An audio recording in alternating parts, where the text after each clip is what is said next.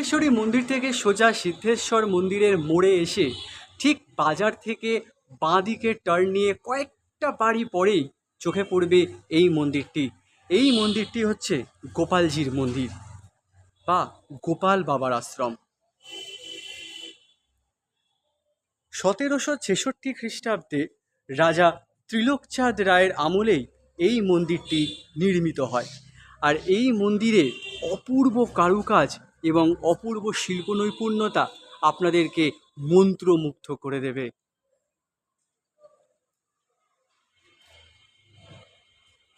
এই মন্দিরের ভিতরে 4টি থাম বিশিষ্ট 25টি মিনার আপনাদেরকে মুগ্ধ করবে এবং সেই 4টি থাম বিশিষ্ট 25টি মিনারই এই মন্দিরের মূল আকর্ষণ।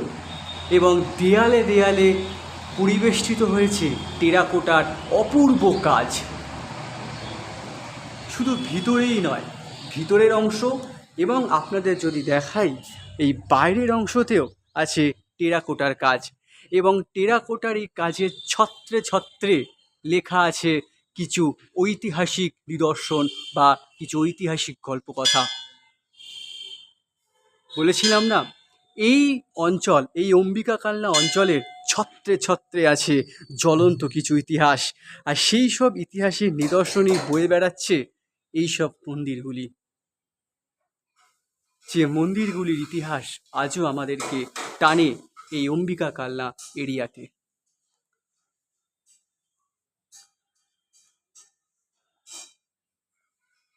টেরাকোটার কাজ শুধু এই মন্দিরেই নয়, এরকম আরও অজস্র মন্দির আছে যে মন্দিরে টেরাকোটার কাজ দেখতে পাবেন। আরও বিভিন্ন রকমের টেরাকোটার কাজ বিভিন্ন রকমের ঐতিহাসিক গল্পের মাধ্যমে তারা ফুটিয়ে তুলেছে। আর গোপালজি মন্দিরের মূল আরাধ্য দেবতা হলেন ইনি।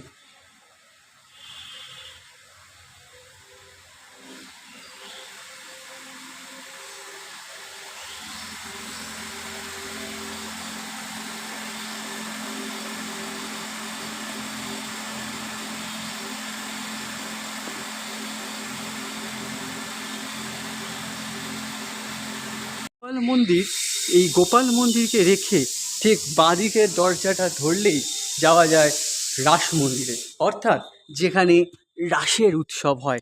এই জায়গাটাতেই হয় রাসের উৎসব এবং ছড়িয়ে ছিটিয়ে আছে ফুল গাছ এবং ফুলের কিছু সমারোহ। তবে এখন এই কাঠফাটা গরমে একটু হলেও ফুলের সমারোহ কম, স্বাভাবিক, কিছু করার নেই। এত গরমে ফুলের সমারোহ পাওয়াটাও দুষ্কর। কিন্তু রাসের সময় যখন রাস হয়, যখন দোল হয়, রাধাকৃষ্ণের পুজো হয়, তখন কিন্তু এই জায়গার মাহলটাই আলাদা হয়ে যায়। এই জায়গাকে তখন সত্যি চেনা যায় না। আর এই হচ্ছে সেই জায়গা যে জায়গায় উৎসবটা হয়। আমরা দেখে বেরোলাম গোপালজি মন্দির। গোপালজি মন্দির থেকে এই রাস্তা ধরে সোজাই চলে যাচ্ছে পাতালগঙ্গা আশ্রম। আমরা যেখানে এখন যাচ্ছি, চলুন এই সোজা রাস্তা ধরে যাওয়া যাক পাতালগঙ্গা আশ্রমে।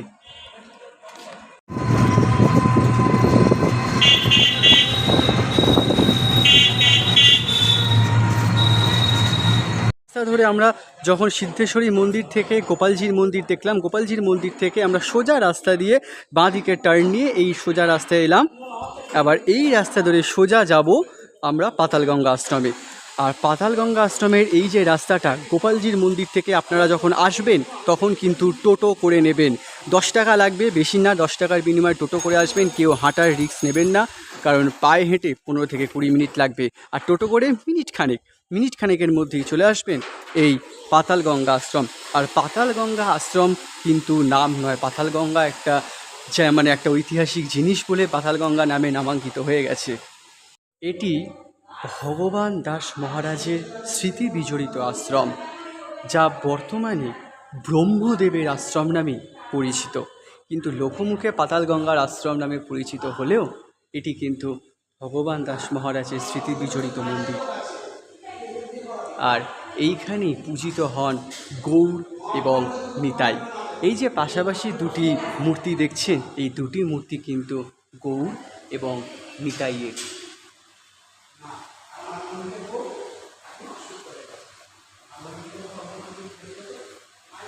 এই হচ্ছে সেই ঐতিহাসিক পাতালগঙ্গা। আর এই পাতালগঙ্গাকে কেন্দ্র করে গঠিত কথিত আছে চলন্ত ইতিহাস।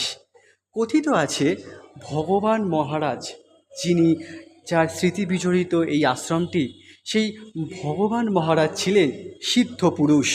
আর তাঁর প্রত্যেক দিনের অভ্যাস ছিল শ্রী চৈতন্য মহাপ্রভুকে এবং মা গঙ্গাকে ভজন সাধন করা। তার প্রধান ভজন সাধনই ছিল চৈতন্য মহাপ্রভু আর মা গঙ্গা। একদিন বার্ধক্যজনিত কারণে তিনি মা গঙ্গাকে স্পর্শ করতে পারেননি। সেই দিন থেকে তিনি প্রতিজ্ঞা করেন যে তিনি দেহত্যাগ করবেন। ঠিক সেই মুহূর্তে মা গঙ্গা তার সামনে আবির্ভূতা হন। আবির্ভূতা হয়ে তাকে বলেন যে তোর এখনও যাওয়ার সময় আসেনি। আর তিনি বলেন যে তোমাকে আমি স্পর্শ করতে পারিনি, তাই এই দেহ রেখেও আমার কোনো লাভ নেই। তাই মা গঙ্গা প্রসন্ন হয়ে তখন পাতাল ফুঁড়ে আবির্ভূত হন এই স্থানে। তাই এই স্থানে মা গঙ্গার আবির্ভূত হওয়াতেই এই জায়গাটি পাতাল গঙ্গা নামে আখ্যায়িত।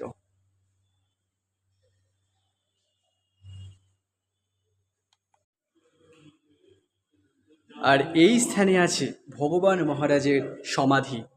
এইখানে ভগবান মহারাজকে সমাধিস্থ করা হয়েছিল। আর সেই সমাধিস্থ স্থানটি এখনও সংরক্ষিত করে রেখেছেন এখানে এই আশ্রমে।